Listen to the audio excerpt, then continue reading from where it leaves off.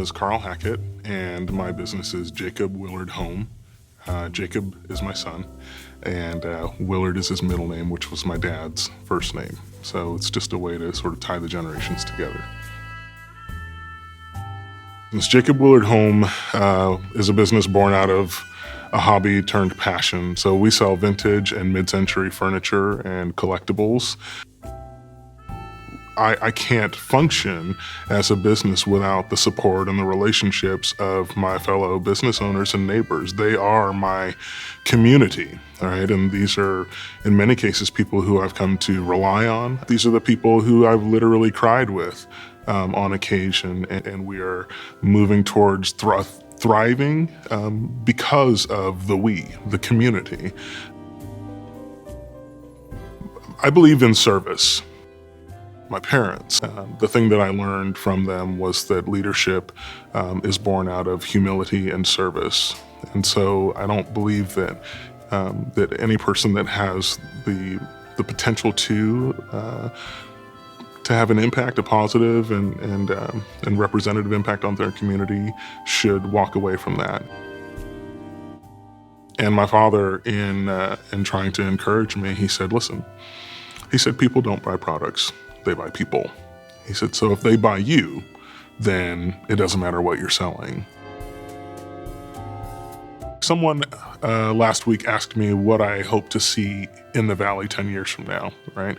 And I said, well, 10 years from now, I hope to see representation, right? I still hope to see Somali and Ethiopian and Vietnamese business owners. I still hope to see businesses operated by men and women of color, African-American business owners. That's what I hope. You can't stop change, especially when you're pushing the boulder uphill, right? Like we as small organizations are. But I think that you can have an effect on that change. Hillman City 5 years ago was a ghost town. It was a drive-through on the way into and out of Columbia City. And me and Joya decided that we were going to try and invite our neighbors out to the streets. And we invited people to come and hang out at the living room right on the corner of Rainier and Findlay, right? And we did that for an entire summer. It was awesome.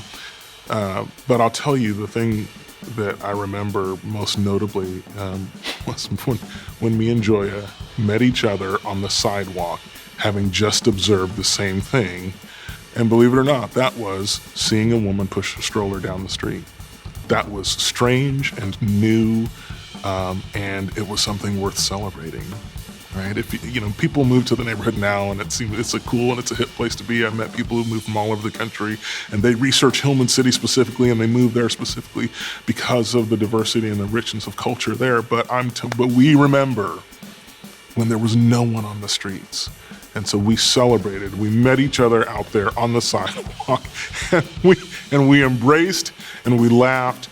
And we recognized that things were changing, and things were changing for the better. A lady was pushing her stroller down the street, and to us, that was victory. That was awesome, and really something that I carry with me today.